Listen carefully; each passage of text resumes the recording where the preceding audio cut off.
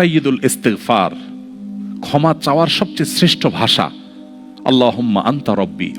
কত মধুময়, কত অর্থবহ, কত ঈমান জাগানিয়া, কত আপনার ঈমানি স্বাদ জাগ্রত করার মতো একটা দোয়া। আল্লাহুম্মা আনতা রব্বি, আল্লাহ আপনি আমার রব, আপনি আমার পালনকর্তা। আল্লাহুম্মা আনতা রব্বি লা ইলাহা ইল্লা আনতা, আপনি ছাড়া সত্যিকারের কোনো মাবুদ নেই।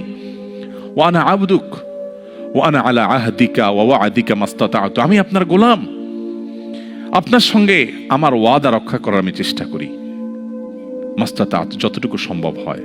আউযু বিকা মিন শাররি মা সানাত, আল্লাহ যে অপকর্ম আমি করে ফেলেছি, যে গুনাহ আমি করে ফেলেছি, এই গুনাহের যে ক্ষতি, এটা থেকে আমি আপনার কাছে পানা চাই, আমাকে যেন জাহান্নাম গ্রাস না করে, এই গুনাহের ফলে দুনিয়া যেন আমার ক্ষতি না করে। আউযু বিকা মিন শাররি মা সানাত আবুউ লাকা বিনি'মাতিকা আলাই, আল্লাহ আপনি কত নেয়ামত দিয়েছেন আমাকে, কত মানুষ কত কষ্টে আছে, আমাকে কত সুন্দর লাইফ আপনি দিয়েছেন। ওয়া আবুউ লাকা বিযামবি, এত ভালো লাইফ দেওয়ার পরও আমি আপনার নাফরমানি করেছি, সেটাও আমি স্বীকার করি। ফাগফিরলি, অতএব আপনি আমাকে ক্ষমা করে দিন। ফাইন্নাহু লা ইয়াগফিরুয যুনুবা ইল্লা আনত, কারণ আপনি ছাড়া কেউ ক্ষমা করে না। ভাইরা আমার, আল্লাহর কাছে চোখের পানি ফেলে সিজদায় গিয়ে একটু মাঝে মধ্যে একটু চোখের পানি ফেলে দোয়া করে কেঁদে কেটে দেখবেন, আল্লাহর কসম পৃথিবীর কোনো কিছুতে এত স্বাদ নেই আল্লাহর কাছে ক্ষমা চাওয়ার যে স্বাদ।